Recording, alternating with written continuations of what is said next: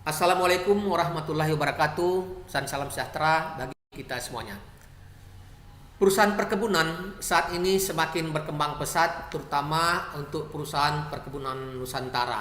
Apalagi saat ini semua perusahaan perkebunan Nusantara sudah bergabung menjadi satu perusahaan holding yang tentunya semakin banyak tantangan dan juga peluang besar yang sudah dan akan dihadapi ke depan sesuai dengan perkembangan zaman.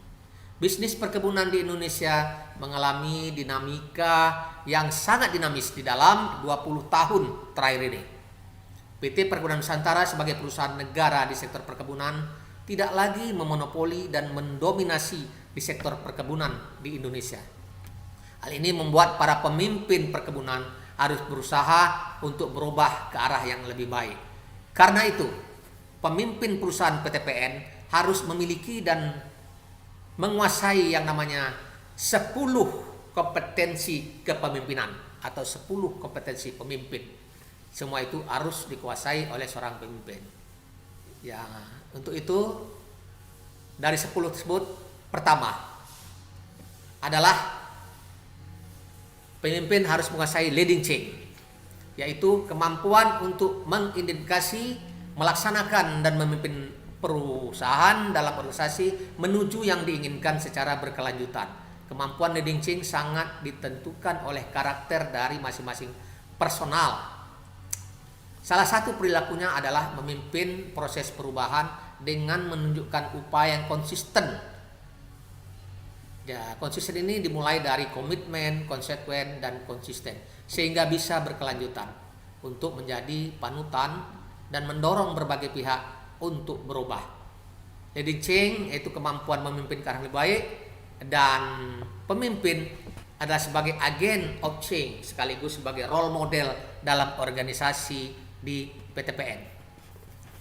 Selanjutnya, yang kedua adalah seorang pemimpin harus menguasai driving innovation, yaitu kemampuan untuk mendorong orang lain dan menciptakan perusahaan yang terus melakukan upaya-upaya kreatif dan inovatif untuk meningkatkan proses dan hasil kerja, di mana salah satu perilakunya ialah mendorong orang lain untuk berpikir dan melakukan hal yang tidak biasa, yaitu disebut dengan pemikiran out of the box, membentuk talenta-talenta yang unggul di perusahaan dengan memberikan apresiasi bagi yang berprestasi, namun tidak memberikan sanksi yang berlebihan bagi yang biasa-biasa saja, agar semangat kerja tetap semangat untuk kekuatan korporasi.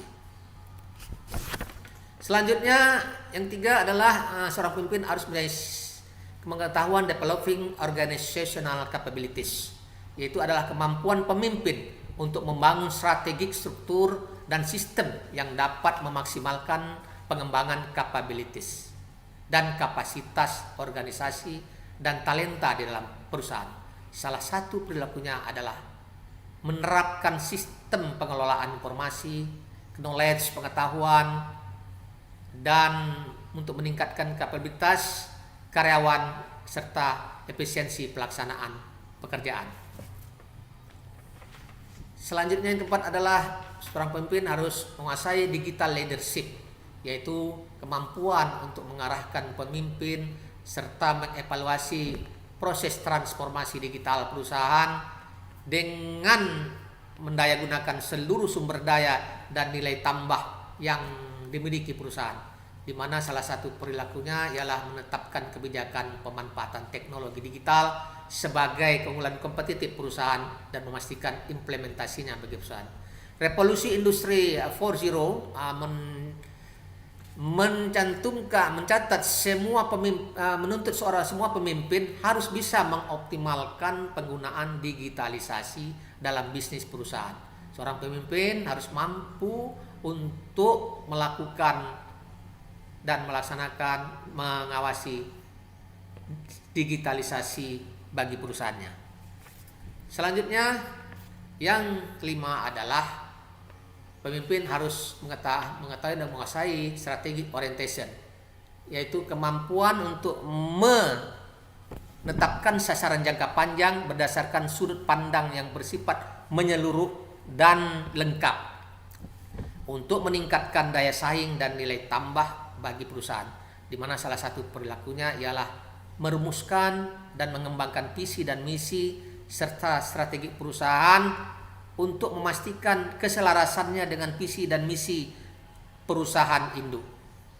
Pemimpin dituntut tidak hanya memikirkan kondisi saat ini, namun juga memikirkan kondisi ke depan, di mana semakin banyak tuntutan-tuntutan untuk perusahaan tetap sustainable, tetap eksis, dengan membuat terobosan-terobosan yang bisa dilaksanakan dan segera dieksekusi untuk kebaikan dan kelancaran perusahaan. Selanjutnya yang keenam adalah driving execution, kemampuan seorang pemimpin untuk menerjemahkan dan mengimplementasikan strategi, menjaga dan mencatat kerja agar memastikan pelaksanaan pekerjaan untuk mencapai sasaran yang diinginkan.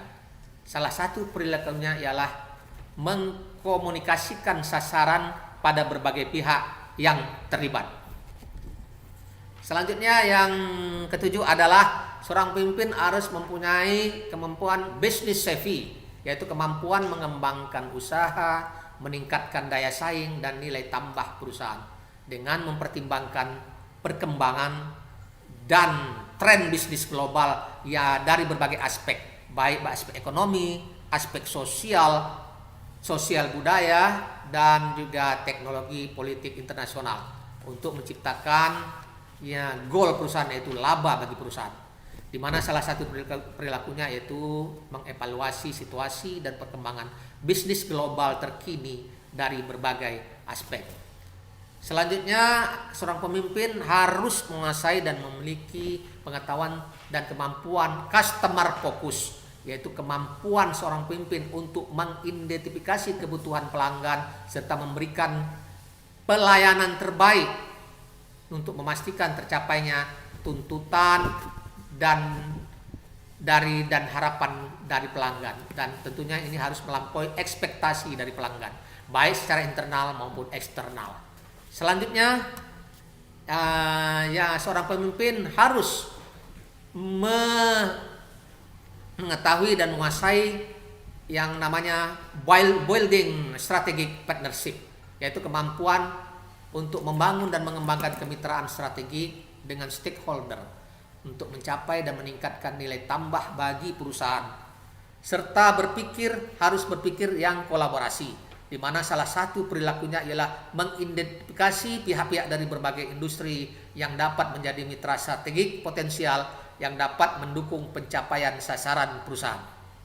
Selanjutnya, seorang pemimpin harus menguasai managing diversity, yaitu managing diversity di sini adalah kemampuan dari seorang pemimpin untuk mengelola dan memanfaatkan keberagaman para pemangku kepentingan untuk meningkatkan nilai tambah dan daya saing perusahaan, di mana salah satu perilakunya ialah memanfaatkan keberagaman sebagai nilai tambah dalam menyusun strategi dan menetapkan kebijakan dalam perusahaan. Keberagaman diibaratkan sini sebagai sebuah orkestra, di mana banyaknya berbagai alat musik dan nada. Seorang konduktor di orkestra itu dituntut untuk menyatukan semua alat musik dan nada tersebut menjadi nada yang indah dan harmonis. Disinilah dituntut seorang pemimpin harus bisa bertindak dan juga mendapatkan hasil seperti konduktor di orkestra tersebut. Dari 10 kompetensi kepemimpinan tersebut, tentunya seorang pemimpin harus melaksanakan ini demi terciptanya PTP Nusantara yang jaya dan tentunya juara. Terima kasih.